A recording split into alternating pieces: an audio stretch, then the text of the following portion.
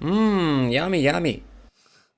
Hey guys, hi. Sorry I am late. Oh my gosh, I was looking at all the art that was sent in and I was organizing it and putting it, and I thought I had plenty of time, and boom, boom, boom. There it was. I'm running late.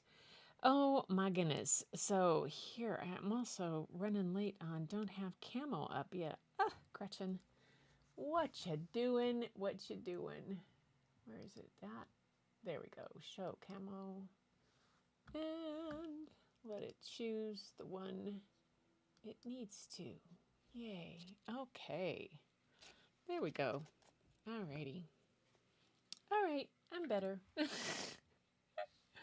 That's crazy. Crazy, crazy. Anyway, how is everybody doing tonight? Are you doing okay? I'm getting there. Hang on. One more thing I gotta do for camera B. I gotta make it smaller. Smaller. There we go. Okay. Well, what a day. What a weekend. How is everybody doing? Let's see what's up here. And if you can hear me, get my microphone where it's supposed to be. Let's check in. Linda's here. Ah, maybe she's in the kitchen. Yeah, no. No, she was this is kind of funny. I sat down at 4 o'clock and I did this. I did an hour of painting and all of this kind of stuff. And then we had to go out and open up the uh, awning on the van because I had it at the Long Branch Improvement Club yesterday and it rained in the middle of the day, so I had to dry it out. Um, and then just things got going, and I thought, oh, I'm going to go down and see what I've got. And there was a fair amount of art coming in, and so I was organizing and putting it, and then checking a camera because I don't have a picture of mine. I'm just going to camera this. And next thing I know, I look, it's 6:35, and I'm like, oh my goodness, I'm late. I'm late for a very important date. Yeah, so there we go. And Tamara's here, and Larry's here, yay! And Angie, of course, everybody's here, and I'm late. And Susan, oh my goodness, and Crunchberry, Angie, oh yep, all that. Saying hi to each other, checking in. There's Julia Lee, and let's see. I'm just double checking that I've got. Yep, yep. Um, I didn't, Susan, you didn't send anything in this time, did you? I don't think so. I think it was Julia that did. Here it is. I just was looking at it and I'm all ready. Nope. There's Tamara's, there's Larry's, and then there was Julia's. So, okay, I'm good. I'm good. Somebody will tell me if I'm not. Okay, and what's for dinner? Bob is, we're having meatloaf tonight. Tonight's meatloaf, there's at the Key Center Market, the guys make really good meatloaf. The butcher does, and they just have a good. Hey, Kristen, hi. Nice to have you here. I think you've been here before once or twice, but if not, I'm going to give you a greeting of, oh, you guys get ready. New person. Yay, Kristen. Nice to have you here. Thank you so much for joining us. Um, yeah, it's been so long. Yeah, I thought you'd been here before. Man. So yesterday at the Long Branch Improvement Club, took my van up loaded with some pieces that were at least, there were a couple bears, and so that's 10 years old, almost 9 years. Has it been 9? Yeah. 2015, and then some older pieces and everything like this. Took some framed pieces. I put up a sign that said before the bonfire sale. Because seriously, I need to get rid of so much inventory. And yeah, I did okay. I sold a bunch of pieces before by 10:30, and then it started to rain and got really quiet and slow, and everybody was like not sticking around. And even though I was under the awning, and I had to call, I called Bob to bring up some more stuff, and he did, and then he went home. But then it was quick lickety split. There was it stopped raining about 12:30, maybe 1, but it was getting cold. A couple more people came in and bought some stuff, and it was supposed to be over at 3. I left at 2 because everybody was shutting down. Um, yeah, all right. I have been here. Thank you. Oh, that's right. That's right, Kristen. Thank you for reminding me what I had done. Oh my goodness. So tonight we're just going to dive right into it. We got some really cool art to share with you, and I'm hoping I don't turn away from my microphone too much. Um, I'll just lean. So we're going to get. We've got show and tell. I've got 2 great stories. Magic happens over a meal, and these 2 books. One is fiction. One is nonfiction. I think you'll get a kick out of them, and then some other stuff. So let's get to show and tell.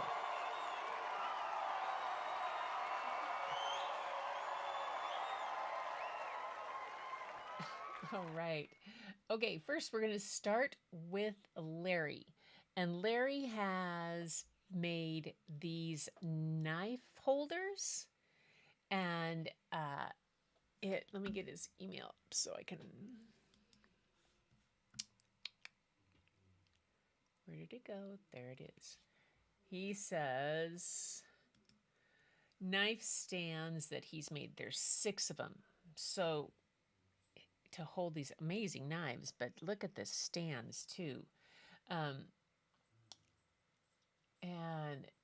that is amazing. I wish I knew what the white material is. So put in the comments if you know, Larry, to tell us what the white is. So I hope he's got 6 of them. And I kind of cropped the picture down off the bottom so that I could make the actual piece bigger so you could see it better. Some pieces in crystal. Yeah, isn't it cool? I love that. So that's the first one. Then the next one is this one. Look at, just so cool, Larry. I'm sure you carved that wood. It's just gorgeous. You carved it. Of course you did. So nice. And then there's 6 of them. Here's another one that's a different shape of that white. Quartz filament. Okay, it's quartz filament. That's very cool. Oh, wow. That's amazing. Wow. Next one.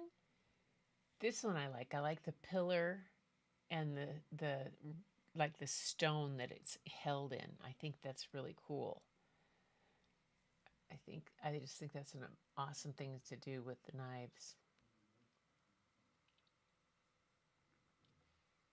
Those are some pretty awesome knives also. And this one, look at this. It almost like it has runes in it. You know, from like rune stones, the rune symbols. It's very cool.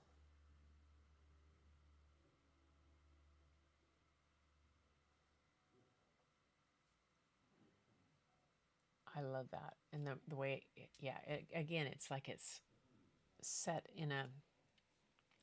it's like it's set in stone. And then this one is another one. Yeah, that's the 6th one.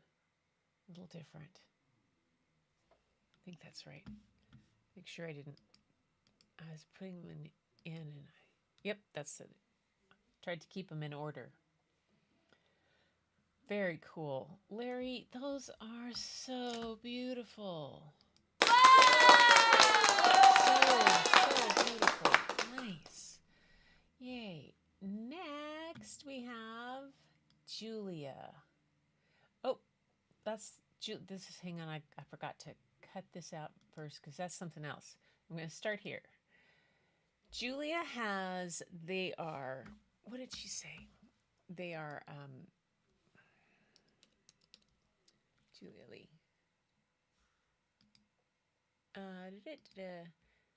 Upcycled vegetable cans. And she's got a bunch here. They're very cool what she's done with them. Like she's wrapped them with sisal or twine, done some really cool decorations on them. So you get all different kinds for any different style that you would want. So there's one. And here's another one.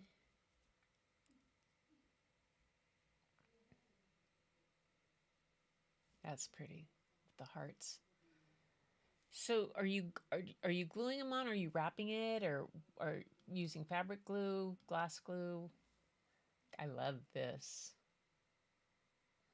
Cafe and tea. That's great. I love these things. I think they're so pretty, but they're I tell you, if I put one of those in Bob's kitchen, he'd have my head. He is not one for other stuff on his countertops. You see, it's kind of not supposed to happen. He has certain things that go on his countertops, and there shouldn't be other stuff. And yeah, so that's cool. Look at this of their plant thing. I like this with the succulents in it. The way that they grow out of there. That's really cool. And then I think she has one more. Oh, okay. Now this goes with the story. She sent me this picture because she said probably she's tried to. I'm not on Facebook very much, and would oftentimes miss stuff. So there was a article on Facebook about this woman, and most people didn't know her age. She kept those details a mystery, but no one questioned her remarkable talent. For as a sculptor, Edmonia Lewis was one of the best. People traveled from all over the world to see her art and watch her at work.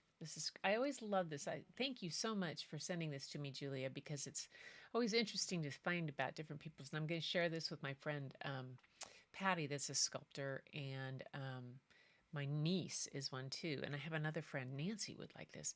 Edmonia was born in New York sometime around 1844. Details of her upbringing are sparse. Her mother was a mixed African and Native American descent, and she was known for her weaving. Her father was of African American descent, but was known for being a writer. Her parents passed when she was 9. Afterwards, aunts raised her and her older half brother. But while family life came with much tragedy, Edmonia experienced some financial fortune through her half brother. He ventured to California during the gold rush, where he struck gold and became wealthy. He used part of his wealth to fund her education, and he paid for her to attend Oberlin Academy Preparatory School and then Oberlin Collegiate Institute, now Oberlin College. But she experienced much turmoil in college. She was accused of poisoning 2 classmates, and while the charges would be dismissed, Edmonia was beaten nearly to death by locals. Ugh. About a year later, Edmonia was accused of stealing from the college, a charge ultimately dismissed, and then came another accusation, aiding and abetting a burglary.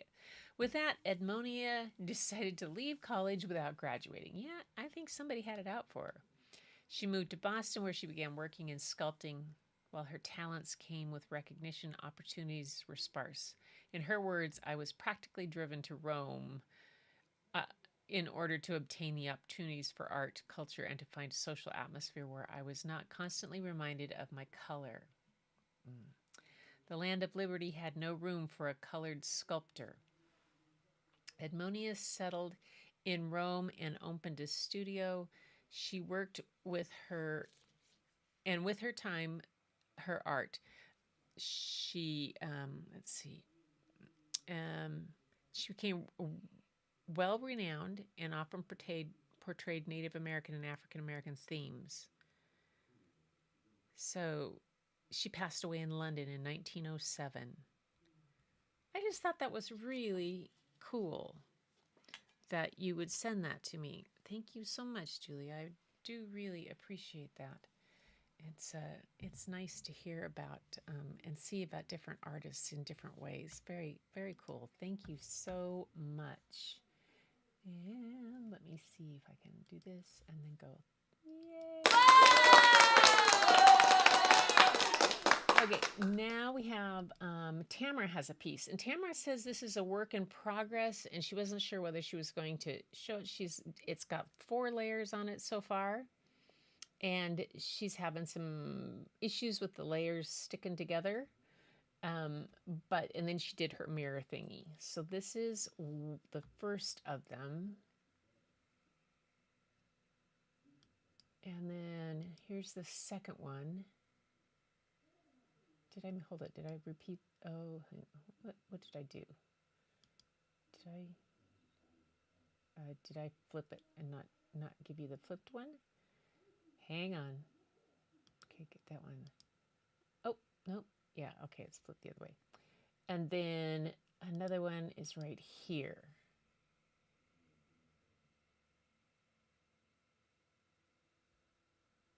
I know, it's really beautiful. The layering is amazing. A seagull? Larry saw a seagull. Let's see.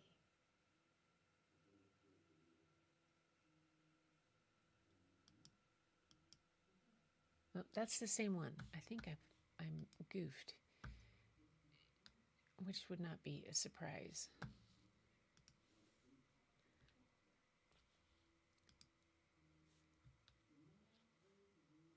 Hold it. Oh, I know. Hang on. Here, you guys. I missed this one. This is the first one that she had in it. See? There were 3 pictures, and I duplicated. I put the same one in twice. This is cool. I like, on this one, I really like this center area where they blend and go across together. It's almost like I see something like leaping across there and going from one to the other. It's like they're chasing each other. Like to the right, I see, something running, and then there's something chasing it. And then it's just a cool image. Yeah. One is singed. Oh, I get it. Okay. Alrighty. Yay. Now, did I show them all? I did. So thank you, Tamara. Those are awesome. That's okay, now to get to mine. Okay, so this is going to show you if the camera will focus, if it is. So I'm working on this. I'm going to do an abstract workshop. Why is there 2 of me? I'm doing an abstract workshop with a bunch of folks out here. Helen is doing it. So I've been following, I can't remember the name of the YouTube, and trying this abstract type of thing. So the first thing was doing this, and it's got some textures and different kind of things you started with. The next one I did this one. And the idea is to increase the size in them. So there you can kind of see it. And then there's this one that you can kind of see. Yeah, this was another one that was an abstract, and I started with kind of more like a neurographic almost type thing, but then didn't round the edges on it. And I only did 3 lines, I think, on it. And then I did this one today. It's got still got the washi tape around it. And then I was using extra paint and drawing little weird figures. I'm trying to figure out how many different animals I can make out of this shape. by just changing the head and the tail a little bit. And maybe the way the head is different. Oh, you like the orange one? This was just, I wanted to try something different. I was trying to do reds and it turned into purples and things, and it's got some black in it. But the orange one I do was I think the orange one was, no, the purple one was the first one I did. And then the orange one was next. So that's what I did. That's about as much as I've done. I've been fiddling with this, a neurographic today, just because I was, yeah. I know. That's what I needed to do. Yay. Yeah. Let's see. Why is this open? Close that. I don't want my strange music to start. I got the speakers up and going. And yes, Larry, Bob did step in and set them up for me. I had it all laid out and everything, and he came down and was looking at them. He was all interested in them and wanted to see what they were doing and what they did and everything. And I said, would you like to put them together for me? And he said, yeah, sure. So, yay. Anyway, I had read it all. I knew what I was going to do. I just didn't want to. Yeah, that's the way I was. I just didn't want to. I had reset everything here. I'd had to take all the wires out and redo everything. That was on Friday. Yeah, I disconnected all the wires and everything, and then Friday night he put the speakers together. We hooked it up, and they sound great. They're really, really nice to have something other than, you know, the MacBook Studio does not, or the Mac Studio does not have decent speakers. So getting external ones was good. And that's about as far as I'm going to go with my audio, at least for now. At least for now. So, story time. 2 books. One is, like I said, a fiction, and the other one is a nonfiction. And I think I'm going to start with the nonfiction. Let's see. Yeah, that'll work. A Plate of Hope. Yeah, this is our nonfiction.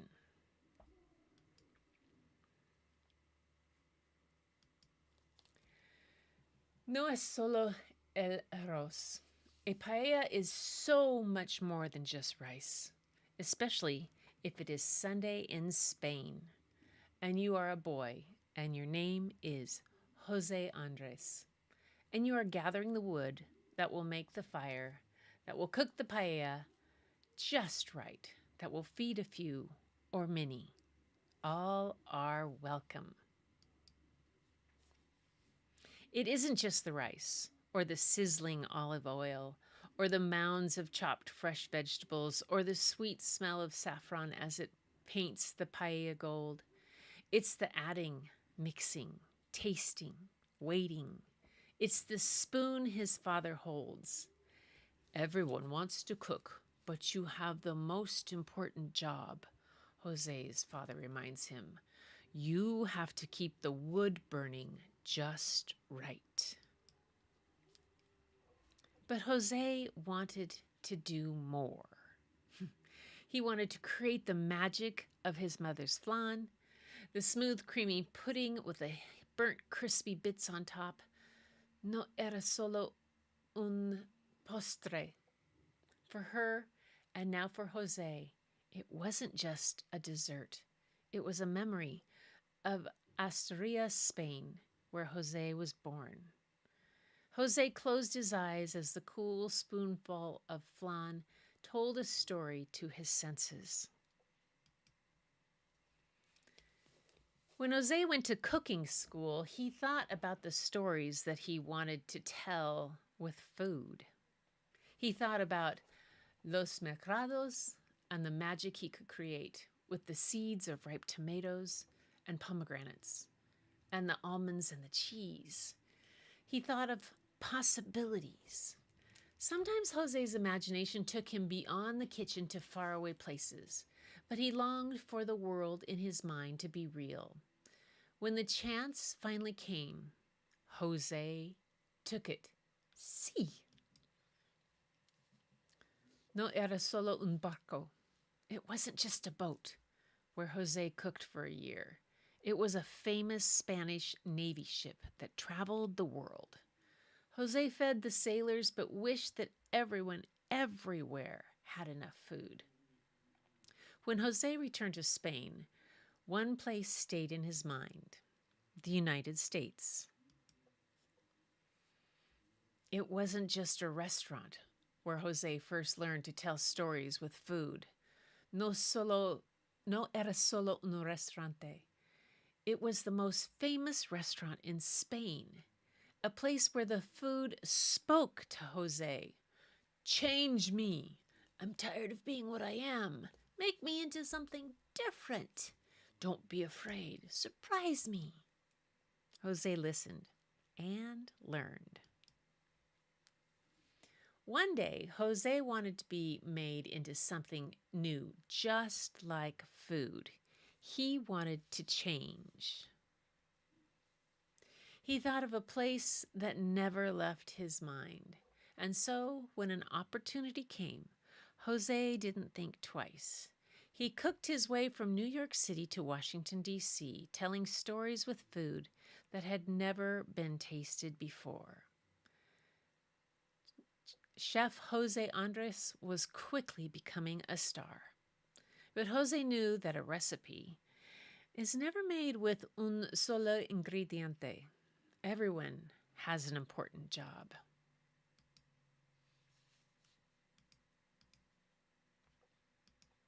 What happened? There we go. As Jose looked at the stars in the night sky, 3 words simmered in his mind. They were important words in his new home. They gave him hope and inspired him to volunteer. We the people. Not me, Jose thought. We. Everyone deserved a hot meal, not just the few, but the many. No era solo un viaje. It wasn't just a trip. It was an invitation from a friend to help. There was an earthquake in Haiti. Destruction was everywhere. How could Jose Andres help? How could he not? People were hungry. There was much to be done. Jose listened. He followed their recipes, hot meals of rice and pureed beans prepared just right. The smiles on the faces, the smell of rice and beans, the spirit of the people, the taste of pride stayed with Jose when he returned to the United States. Jose still wanted to do more. He shared his dream to give it life. It was a big idea, but to Jose and his family, it was full of possibility. Like his recipes, it was an opportunity to transform. No one should ever go hungry. I want to help feed the world. He gave his dream a name: World Central Kitchen. When Jose first saw the American flag, he also thought of possibilities. The stars reminded him of the feeling he'd had when he looked up at the night sky. Dream as big as you want, they seemed to say. And so, Jose decided to add his dream to the stars. No será solo un sueño. It wouldn't be just a dream for long. It wasn't just a hurricane. Hurricane Maria struck the island of Puerto Rico with a forceful blow beyond Jose's imagination. When Jose saw it with his own eyes, his heart broke at the sight. Homes destroyed, roads flooded, no electricity. The country was in the dark and people were hungry. Who was in charge of feeding the people? Jose asked. But Jose couldn't find an answer. And he wouldn't wait for an answer. There was only one thing to do. Let's get cooking. Cocinar. We haven't forgotten you. The hurricane had not taken everything. Jose had all that he needed to start cooking. He had a friend, he had a kitchen, and there were ingredients. The perfect ingredients for Puerto Rican sancocho stew. The hot bowls of food spoke to those who had lost so much. Jose could almost hear them talking. We haven't forgotten you. We care about you. Jose looked at the map. There was an entire island to feed. But Jose didn't see a problem. He saw an opportunity. Kitchens in empty restaurants. Kitchens in empty schools. Cooks, farmers, drivers, pilots. We need you. But Jose wanted to do even more. No era solo una cocina. It wasn't just a kitchen. A stadium was now the biggest kitchen in the world. There were paella pans the size of the moon, and lines of cooks as far as you could see making sandwiches of ham and cheese. Don't forget the mayo, lots of it. It has to be good. 3 months of cooking, 26 working kitchens, almost 4 million meals served. But to Jose, it wasn't just a number. It was so much more. Everyone deserves a hot plate of food. No es solo un plato. It is a plate of hope. Whenever people were hungry, Jose wanted to be there helping through earthquakes, hurricanes, wildfires, floods. Through a pandemic when the whole world got sick, even though through the darkness of war, Jose's determination persisted. Jose was filled with hope, and he was not the only one. No es solo un plato de arroz. A paella is so much more than just rice, especially if your name is Jose Andres, and you are making the fire and gathering the food to cook the paella just right, to feed the few and the many. All are welcome. Let's see. It says, the author's note says, for Jose Andre, the kitchen has always been a magical place, and Jose has been a wizard. By the age of 14, he knew that feeding others was part of his destiny. As an apprentice at the world-famous Ebuli restaurant in Catalonia, Spain, Jose became part of a cooking revolution that pushed the boundaries of food. He learned to take chances. He transformed food. He learned that anything is possible. And when Jose emigrated to the United States, his dream was to tell the stories with food. Now, decades later, Jose has told many stories throughout his remarkable career. He's a proud father, an award-winning chef, a restaurant entrepreneur, a TV personality, and a best-selling author. But it is Jose's humanitarian efforts that have inspired people the world over. Just like the boy who once longed to stir the paella, he wanted to do more. Let's see, and it goes on. There were some biographies about him. He was nominated for the 2019 Nobel Peace Prize in recognition of his disaster relief efforts. His impact is far-reaching. Since his founding in 2010, World Central Kitchen has expanded its reach around the globe, serving more than 300 million fresh, nourishing meals. Yeah, pretty amazing. There we go. And that's that on that one. Let me see if I can go back to the Kindle library here and go to and go back to my, see if I can get the right book here. There we go. Here we go. We can find out. Okay, the author, Erin Frankel is a children's book author. She loves telling stories of empathy and wonder. Her picture books include A Plate of Hope, Mary Oliver, Holding On to Wonder, and The Weird. So she's done that. And then the illustrator is Paula Escobar. Back. Come on. Illustrator. Oh, it doesn't have a lot about this person. Done a lot of books of Spanish, in Spanish, but I don't have any information on her right handy. So, yeah, there's that. Close that one. All right. Yay.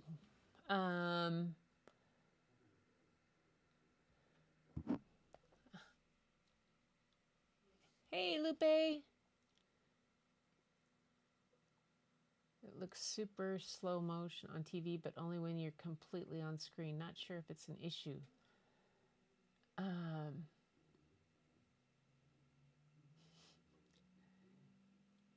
Might be the YouTube lag. Could be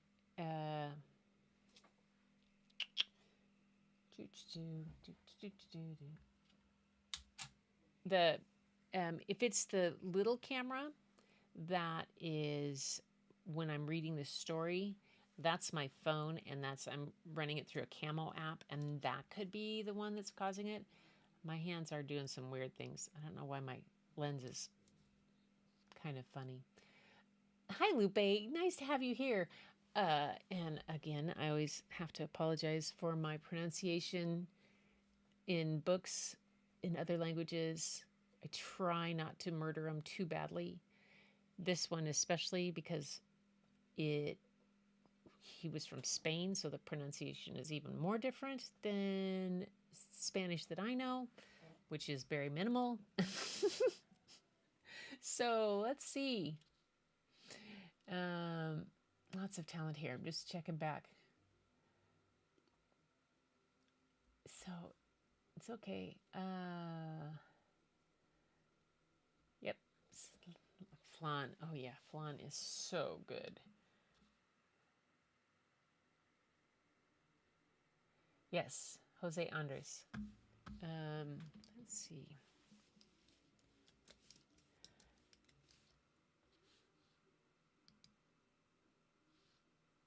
Yeah, he was born in 1969. He still has several restaurants all around.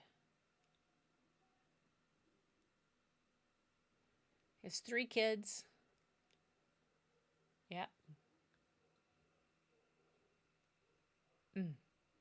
Amazing. How many Michelin stars does he have? He has 2 Michelin stars. Yes, so anyway, so the other book there's another book about him, but, and it's interesting, there is a interview that the author of the other book and the author of this one, they interviewed each other about it, which is kind of cool. So the next book that I have for you guys is the fiction book. Phew. Thinking's hard today. And at 14, he knew what he wanted. 14, he wanted to know. Yeah, can you imagine being 14 and knowing what you want to do? Oh, did I tell you guys? Did I tell you that I don't think so. My grandnephew accepted his appointment to West Point. Yeah. Rylan was nominated for West Point, and he he accepted. He had other places that he was thinking about too, but he accepted his appointment, and so he leaves. He graduates like mid-June, and then he starts basic training July 1st. Whoa! So we're all so proud. Our family is just really, really, really proud of him. He's quite the kiddo. He's in Honduras right now, doing some work helping out in places. I'm not exactly quite sure where he is. He's with his mom. And so, yeah, he's having a good time, though. Pretty cool. Well, that's the other big kind of news that's been going. And then my niece and her daughter are in London, which I completely had no idea they were going there. Elise apparently is going there on a school thing, and Melissa figured out how to wrangle her way in to be a chaperone, I think is what happened. I'm not sure, but pretty good. But I'm so jealous because they went to the National Gallery. Yeah, pretty cool. Yeah, that's an amazing thing for kids to be able to do. All right, so that's my little news. Now I'm going on with, um, yeah, he wasn't quite sure. He had offers from Gonzaga and a couple other places too, and he really had been really wanted was enamored with Gonzaga and what they were thinking, but then he realized, yeah, that I mean, there's only 2 appointments per state a year, if there are 2, but that's the max. And then, so it's pretty amazing for him to be able to do that. Yay. Anyway, next book up is called, you're just going to love this. So it is Soul Food Sunday. And it is written by Winsome Bingham and illustrated by C.G. Esperanza. Now, Winsome Bingham, my name is Winsome Bingham, and I write stories for children and families. I'm the author of Soul Food Sunday, a Coretta Scott King honor book for illustrations, a New York Times Best Book of the Year, and a medal winner in the Connecticut Book Award. I'm a soul food connoisseur, master cook, a U.S. Army war veteran. I received both bachelor's and master's degrees in education, technology, and writing, specifically an MFA in writing for children and young adults. I have more than 15 years of teaching experience, and I'm an advocate for literacy and great books for stories. You can find me cooking up soul food on Sundays or taking the walk to the polls with friends and family. She wrote a book called Taking a Walk. Taking the Walk. I will tell you that I live on a fictional army post called Fort Good, where you are always welcome.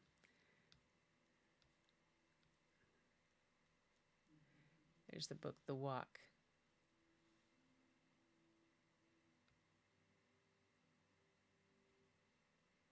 Wow.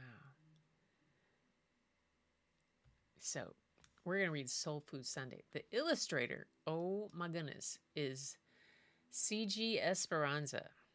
And I to start his website, there's Boogie Boogie Y'all available now. This is the opening page on the website. And it says, enter here. I mean, the colors, the artwork.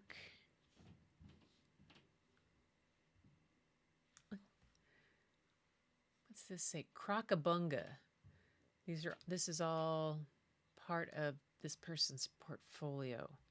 Oh, come on, go in. About Charles George Esperanza was born the second of 6 cool kids. The South Bronx is where he first opened his eyelids, a land shrouded in bright-colored decay, the birthplace of graffiti and the hip-hop DJ. He paints fantasy worlds of elephants and castles too. Accompanying this wonder is some whimsical truth. Charles has a voice that is seldom heard, a fusion of jazz, distorted guitars, and chirping birds. Author and illustrator of Red, Yellow, Blue, and a Dash of White too, and Boogie Boogie Y'all. This is gonna be fun. Soul Food Sunday every week. Do you? Oh my gosh. I remember going to Sunday dinner at Vicki Lynn's house and just, oh my gosh. It was so different than my home,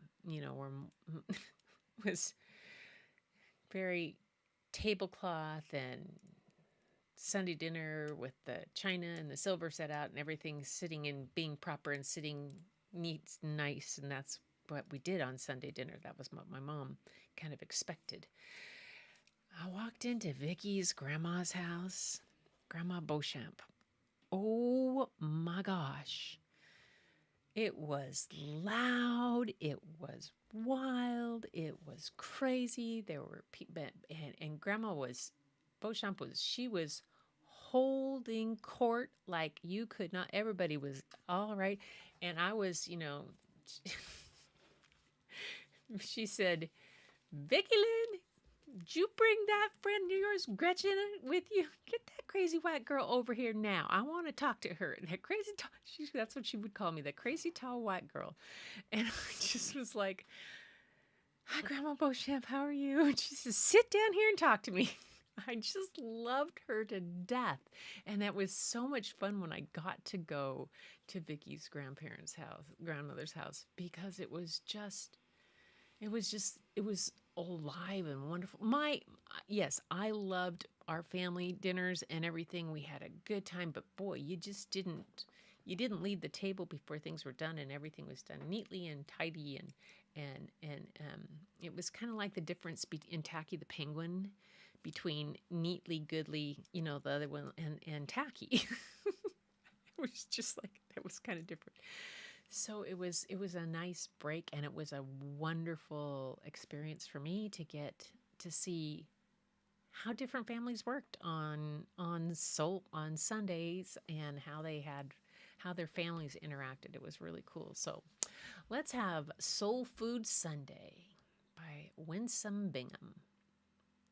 The illustrations are just so great. It says, I'm trying to see if it says if the illustrations, how are they done? Doesn't say that I can see.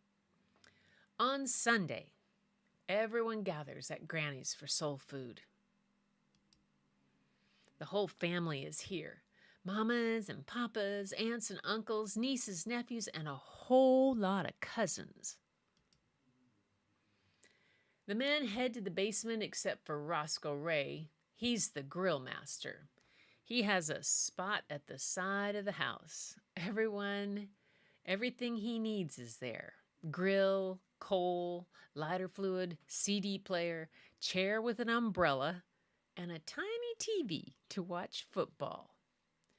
Granny goes in the kitchen with Mama and her sisters and straps on an apron. The children sprint to the backyard or to the great room for video games, but today I don't go to the backyard or to the great room. I follow Granny instead. You're a big boy now, Granny says. Time for you to learn. She hands me Grandpa's chef jacket, the one he wore in the army. Put this on, baby, and come with me. Granny drops blocks of cheese on the table. White cheese, orange cheese, holy cheese, yellow cheese. That's right. We need a whole lot of cheese. Unless mac and cheese is on the table, it's not Soul Food Sunday. I love mac and cheese. Granny grates the cheese in a big blue bowl. Now you hold the grater like this, baby. Up and down, up and down, up and down. Now you try. I grate. Up and down, up and down, up and down. You got it, baby, says Granny. Now, when you're finished, come see me. I grate and grate and grate. My hand hurts. My arm aches. But I don't quit. Cheese stacks high like a mountain. I'm finished. Granny checks my work. Good job, baby. That's the best grated cheese I've seen in all my life. Greens is next. Granny pulls the greens from the bunch. We need clean greens. A whole lot of greens, baby. Unless greens is on the table, it's not Soul Food Sunday. Granny fills the sink with water and vinegar and lemon juice. Greens got to be clean, baby, she says, scrubbing and shaking. Collards, turnips, mustards. Granny rubs the leaves and they squish, squish, squish. Like she was hand washing clothes. I don't cook grainy greens. This is the only way to get all the dirt out. She rinses over and over. She rolls them together. She rips them apart. Remember, you rinse and you roll and rip, baby. Now you try. I stand in front of the sink. I rinse and roll and rip. You got it, baby, says Granny. Now, when you're finished, come see me. I rinse and roll and rip and rip and rip. My hand hurt. My arm aches. But I don't quit. Soon greens pile high. I'm finished. Granny checks my work. Good job, baby. That's the best greens I've seen all my life. Roscoe Ray needs help with the meat, says Granny. We're cooking chicken and ribs and sausage. A whole lot of chicken and ribs, baby. Unless meat is on the table, it's not Soul Food Sunday. Granny slaps sausage and slabs of ribs in the sink. Pork ribs, beef ribs, hot and spicy sausage links. She skins the chicken. She strips the membrane from the ribs. She slices the sausage. Did you see that, baby? Says Granny. Now you try. We switch places. I skin the chicken. I strip the membranes. I slice the sausage. You got it, baby, says Granny. Now when you're finished, come see me. I skin and strip and slice and slice and slice. My hand hurts. My arm aches, but I don't quit. Soon, chicken, ribs, and sausages stack up next to the sink. I'm finished. Granny checks my work. Good job, baby. That's the best looking meats I've seen in all my life. The grill's ready, Roscoe Ray yells. He scoops the meat in a pan and disappears through the door. Well, everything is cooking now, Granny says. We take a break. I take a nap. Your mama, God knows what she's about to do, but you go on outside and play. But I don't want to play. I want to make something special. Granny chuckles. Baby, every food we make is special. Soul Food Sunday is about coming together. It's about us being family, working together, a team. And we have everything, baby. Then I have an idea. I know what we forgot, I say. Do you need help, baby? No, I can do it all by myself. Well, I'll leave you be. While Granny naps, I'm busy brewing, dropping ice, dunking tea bags, sugaring and sweetening, lemoning and liming. And when I see Mama setting the food on the table, I put the jug next to the mac and cheese and greens and ribs and chicken and sausages. Granny comes down from her nap. I'm finished, I tell her. Granny sips. Is this what I think it is? Then she takes another sip and a gulp and 2 more gulps. This is the best tea I tasted in all my life. Thank you, Granny, I say. Unless sweet tea is on the table, It's not Soul Food Sunday. I love that. The author's note says, I learned how to cook over the phone. It was the time before the internet. So no YouTube or FaceTime, just a regular phone. When you stuck your finger in the hole and moved the dial. My granny and aunties taught me how to cook. I would call Granny and ask her how to cook something, and she broke everything down in steps. She would say, okay, baby, listen, first thing you do is, and then she'd say, call me back. I'd do just that and call her back. Now we do this and call me back. Over and over, step by step. I followed and followed and followed all her instructions. My granny walked you through the process. She had a style. She modeled. When we cooked together, we watched you imitate what she did. If you didn't do it just the same way, she made you start over.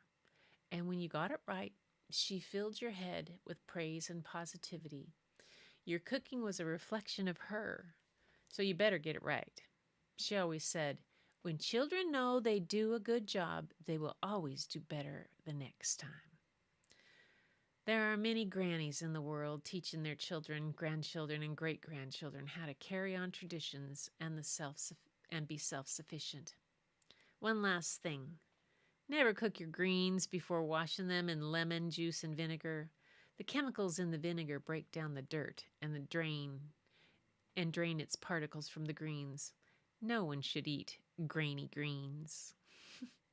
And the illustrator's note says, the aroma of a traditional soul food dinner teleports me back to my grandma's house in the forest projects in the Bronx on any Sunday in 1996. It helps me hear the sweet melody she would hum while she worked in the kitchen. The taste of soul food reminds me of how much she loved her family and how happy I am that she will always live on through the tradition she passed on. I hope this book will inspire magic moments between children and grandparents or the like for years to come. And also, more baked macaroni. Right, back at it.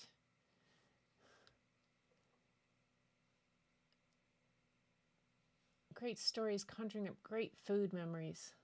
I just can't do sweet tea. Oh.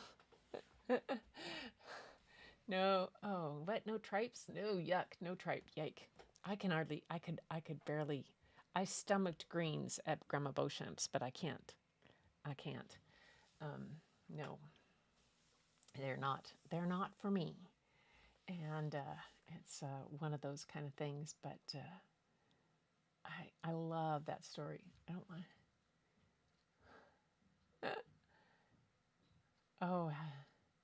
Oh, you're talking about things from other places.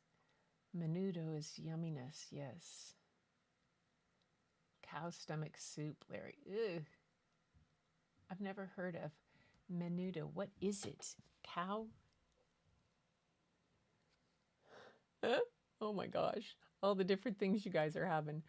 Oh, my dad was earlier. Yeah, I'm not a real big fan of some of Southern. When I was in New Orleans, I had some good things that I liked, but I'm not. I like gumbo, and I like jambalaya. I like Cajun stuff, but I'm not a big fan of flat out greens and stuff like that. Like I cannot stand grits. I just no. It's just I don't know. But then other people, there's stuff that I have that lefse. I love lefse, but it's Norwegian.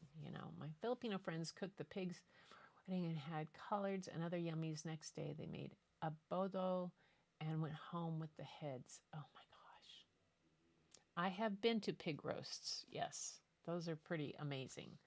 All right, you guys, that was it for today.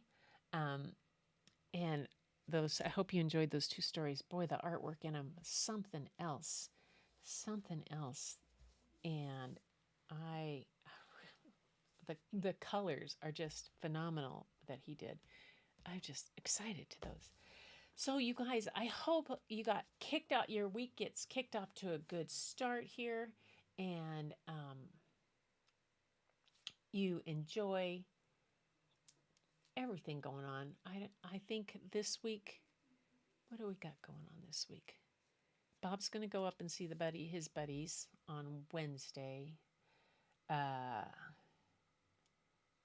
got a couple things going on. Yeah, it's going to be a week. But I'll be back on Thursday with some stories. And then next Sunday, next Sunday, show number 500. Spread the word if you can to all your friends. If you have your own, think about mentioning it on your own show. If you're doing a show, that tell people to come along, join the fun. It's going to be a great time. We'll see what stories come along. I haven't had any, I think, sent to me. If you send them to me, even put like live art still in the subject line. If you send the name of a book that you want me to read or something new to redo, so that because we'll see what we come up with. I'm kind of got some plans going for it on what to read. The dragons are singing tonight. Might be coming down to have a little bit of a revisit of one of the dragon poems. Perhaps they're sitting up there looking at me like, you should come down. Maybe the mean hyena might come back. Ooh, that was one of my very first stories I ever did for a reader's theater. Yeah, that was back in college. I'm a mean hyena. There's no hyena meaner. I'm the meanest mean hyena that's been ever known to be. I'm a low hyena, such as so-and-so hyena. Oh, I know of no hyena nearly half as mean as me. It's an old book by Jack Prelutsky. It's been around forever, and yeah, it's a great one, though. It's pretty funny. So you guys, next Sunday will be show 500. Woohoo! But Thursday I'll be back with more story, and we will have a good time. And so until then, everybody, have a great week. I hope this filled your bucket some, and keep looking for the beauty hidden in plain sight. It's all around you. But the first place you're going to find it is when you go look in the mirror. And I will see you on Thursday. Later.